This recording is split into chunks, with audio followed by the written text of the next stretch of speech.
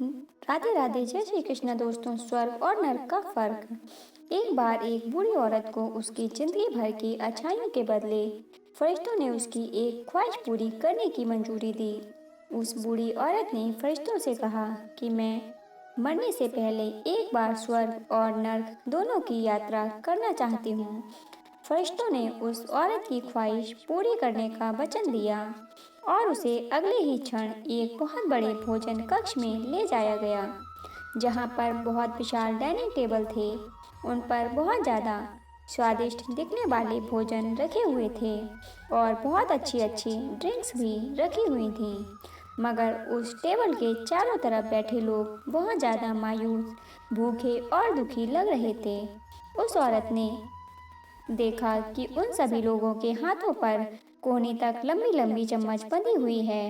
वे लोग जब भी उस चम्मच से खाना उठाकर अपने मुंह तक ले जाने का प्रयास करते तो उनकी कोहनी मुड़ नहीं पाती और खाना उनके मुंह तक कभी पहुंच नहीं पाता, जिसके कारण वे भूखे रह जा रहे थे और दुखी थे।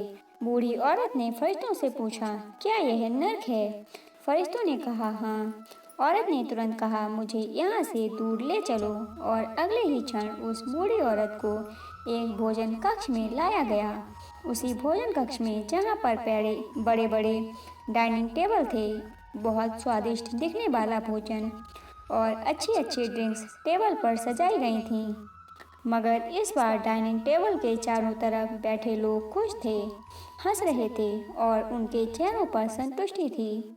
बूढ़ी औरत ने फरिश्तों से कहा, यह तो वही भोजन कक्ष है, वही भोजन है, वही ड्रिंक्स हैं, मगर फर्क इतना है कि यहाँ के लोग खुश दिख रहे हैं। ऐसा क्यों है? क्या इन लोगों की कोहनी से चम्मच नहीं बंधी है?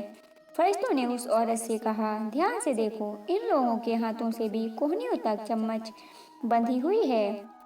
फर्क सिर्फ इतना है कि इन लोगों ने एक दूसरे को खाना खिलाना सीख लिया है। वे एक दूसरे को प्यार से खाना खिला रहे थे। दोस्तों, इस छोटी कहानी की तरह ही हम चाहें तो हमारे जीवन में इसी पृथ्वी पर ही स्वर्ग या नरक दोनों का अनुभव कर सकते हैं।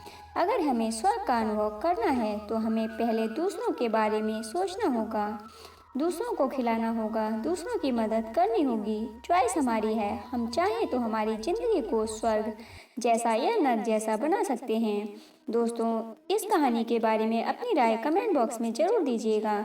कहानी अच्छी लगी हो तो लाइक और शेयर कीजिएगा। ऐसे ही अन्य कहानियों को सुनने के लिए चैनल को सब्सक्राइब कर लीजिएगा। कहानी को पूरा सुनने के लिए धन्यवाद दोस्तों।